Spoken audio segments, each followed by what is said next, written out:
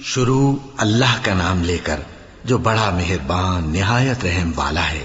دین اسلام میں کوئی زبردستی نہیں ہے، ہدایت صاف طور پر ظاہر اور گمراہی سے الگ ہو چکی ہے۔ تو جو شخص بتوں سے اعتقاد نہ رکھے اور اللہ پر ایمان لائے، اس نے ایسی مضبوط رسی ہاتھ میں پکڑ لی ہے جو کبھی ٹوٹنے والی نہیں، اور اللہ سب کچھ سنتا ہے، سب کچھ جانتا ہے۔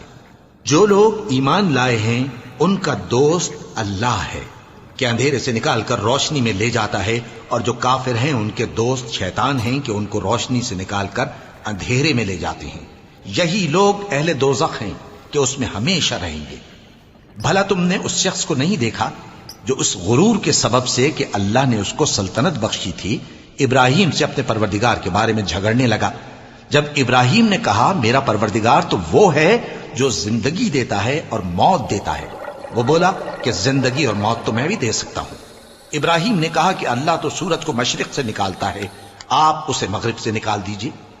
یہ سن کر وہ کافر ہکا بکا رہ گیا، اور اللہ بے انصافوں کو ہدایت نہیں دیا کرتا۔ یا اسی طرح اس شخص کو نہیں دیکھا جس کا ایک بستی پر جو اپنی چھتوں پر گری پڑی تھی گزر ہوا، تو اس نے کہا کہ اللہ اس کے باشندوں کو مرنے کے بعد کیوں کر زندہ کرے گا؟ تو اللہ نے اس کی روح قبض کر لی اور 100 برس تک اس کو مردہ رکھا۔ پھر اس کو جلا اٹھایا اور پوچھا تم کتنا عرصہ مرے پڑے رہے ہو؟ اس نے جواب دیا کہ 1 دن یا اس سے بھی کم۔ اللہ نے فرمایا نہیں بلکہ 100 برس مرے رہے ہو، اور اپنے کھانے پینے کی چیزوں کو دیکھو کہ اتنی مدت میں مطلق سڑی بسی نہیں، اور اپنے گدھے کو بھی دیکھو جو مرا پڑا ہے۔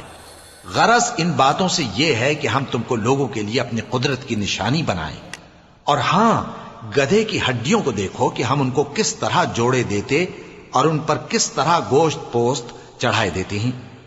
جب یہ واقعات اس کے مشاہدے میں آئے تو بول اٹھا کہ میں یقین کرتا ہوں کہ اللہ ہر چیز پر قادر ہے۔ اور جب ابراہیم نے اللہ سے عرض کیا کہ اے پروردگار مجھے دکھا کہ تو مردوں کو کیوں کر زندہ کرے گا، اللہ نے فرمایا کیا تم نے اس بات کا یقین نہیں کیا؟ انہوں نے کہا کیوں نہیں، لیکن میں دیکھنا اس لیے چاہتا ہوں کہ میرا دل اطمینان کامل حاصل کر لے۔